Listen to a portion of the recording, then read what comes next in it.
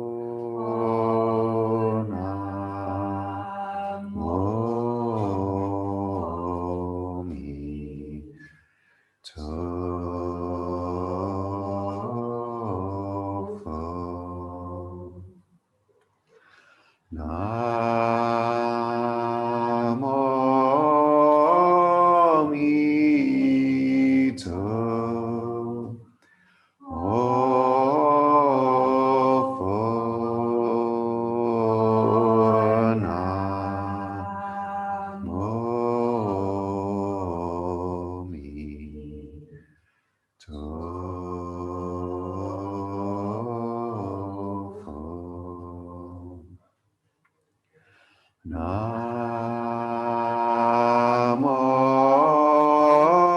Omito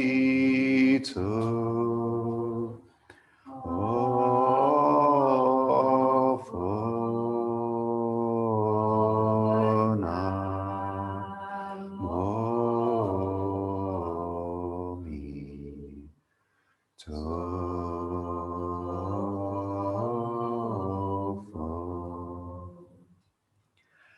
Namo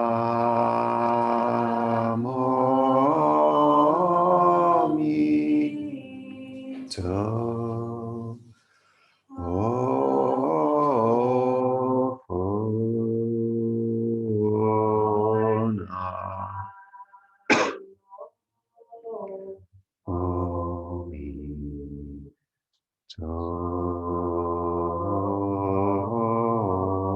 Fo. Namo Omito Fo. Namo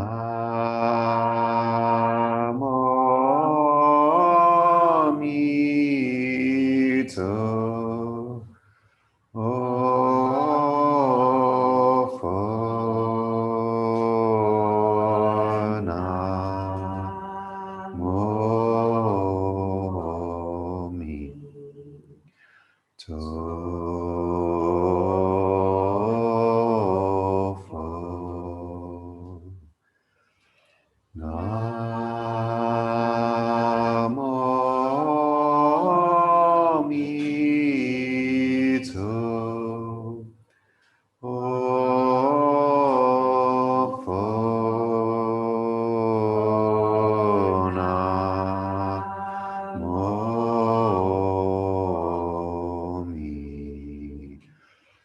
Namo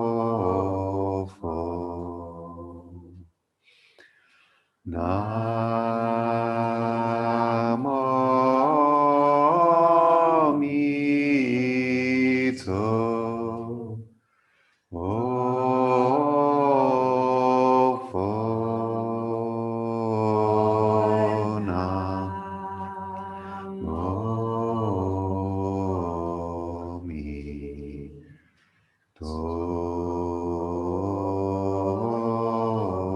Fo. Namo Omito Fo. Namo Omito Fo.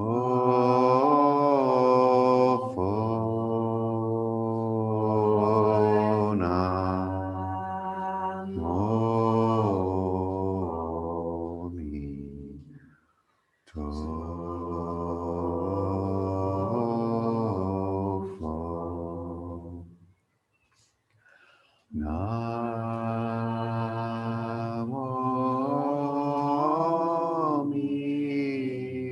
Omito Fo.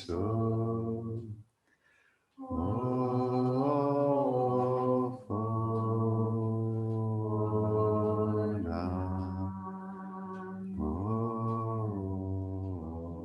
Omito.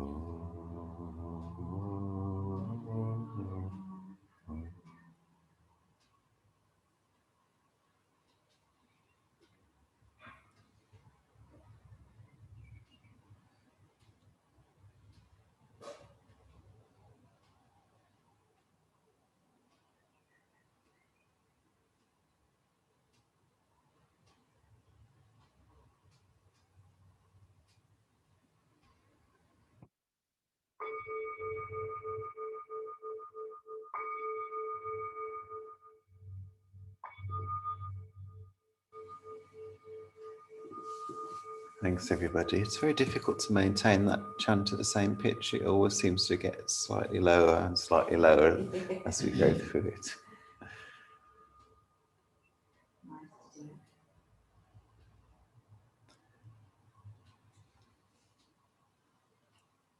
For refuge, I go to the Buddha. For refuge, I go to the Buddha.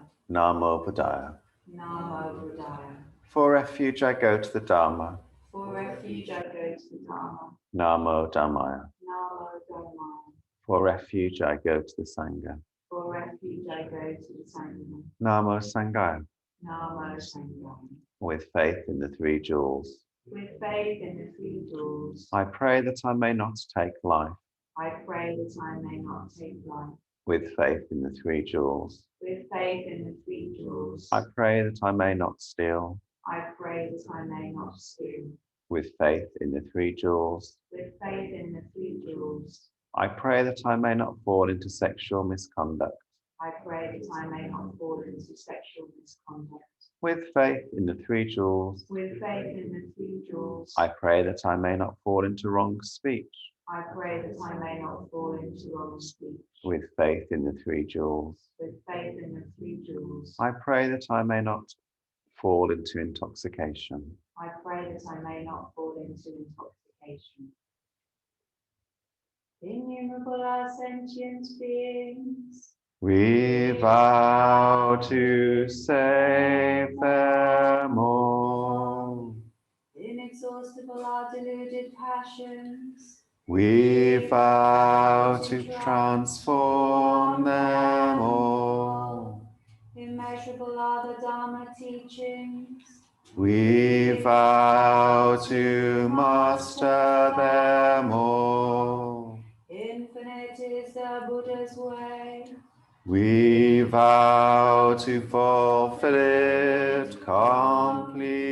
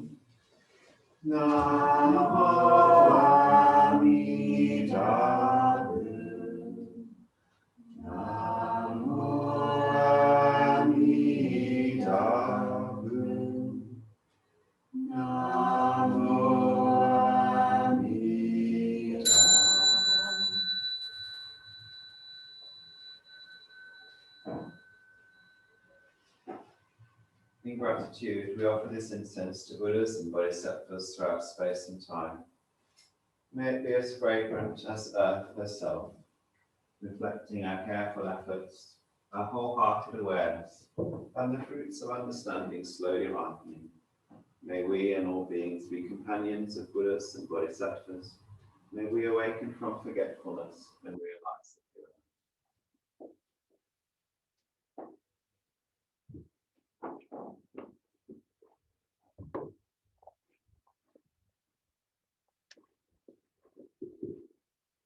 So back to each other.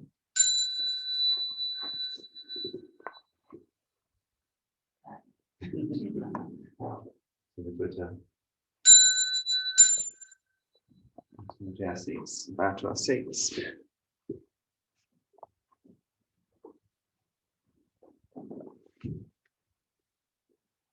And we'll finish with the closing verse. Blessed by Amitabha's light, may we and for all living things and the holy earth. Namo Omito Fo. It's a tongue twister for me. Years ago, I learned a verse that had very similar phrase in it, and even though I haven't said it